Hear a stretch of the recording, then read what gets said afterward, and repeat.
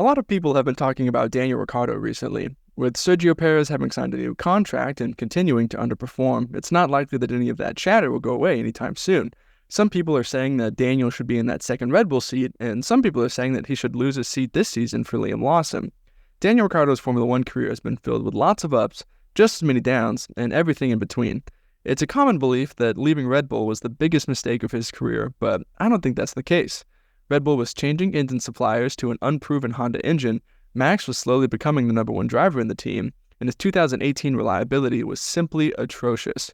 He had his reasons for leaving, and most of them were pretty valid. What if, instead of when he left Red Bull, the career downfall of Daniel Ricciardo started when he left Renault?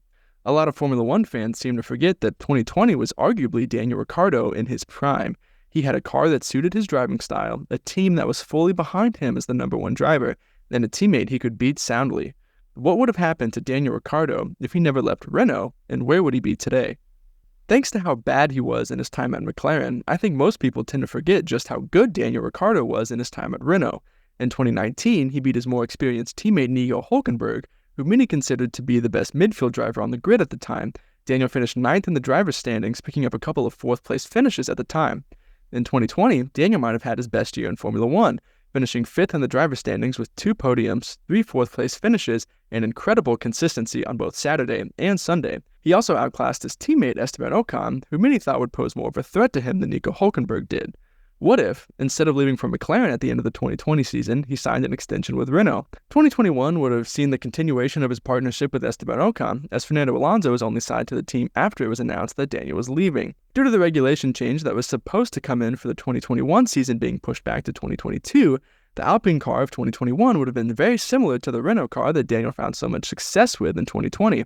With Esteban Ocon scoring a win in 2021 and Fernando Alonso scoring a podium that same year, there's no reason to believe that Daniel wouldn't have at least scored a podium and perhaps could have been the Alpine driver to win a race that season. If Daniel stayed with Alpine, 2021 would have bought more trips to the podium and Daniel continuing to beat his teammate pretty soundly. 2022 brought new regulations and an Alpine car that was stuck in the midfield pretty much in no man's land.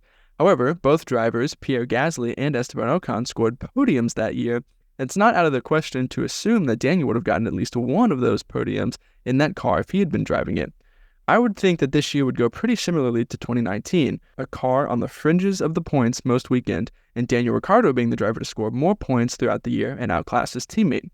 At this point in his career, it would be obvious to Daniel that the Renault experiment wasn't working and wouldn't bring him the championship that he desires. Let's say he decides to hit the driver market at this point, and where would he go?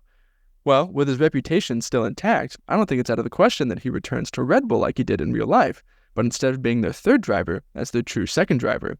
With Sergio Perez continuing to underperform, Christian Horner's outspoken desire to have Daniel back in the team, and the incredible PR that it would provide Red Bull, this reunion truly would be a match made in heaven.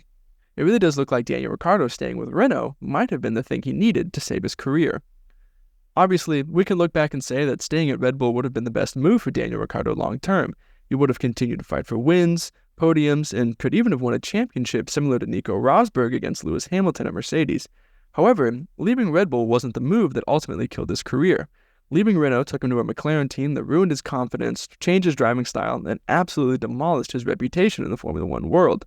Had Daniel Ricciardo stayed with Renault for 2 more years, maybe we would be looking at him as a completely different driver today, and maybe we would see him back in the Red Bull family after all. Whatever would have happened, it's certainly worth asking, what if Daniel Ricciardo never left Renault? Thanks for watching this video. If you enjoyed, please consider liking, subscribing, and leaving a comment. It really helps the channel grow. My name is Justin, this is the Podium Pushers YouTube channel, and we will see you in the next one.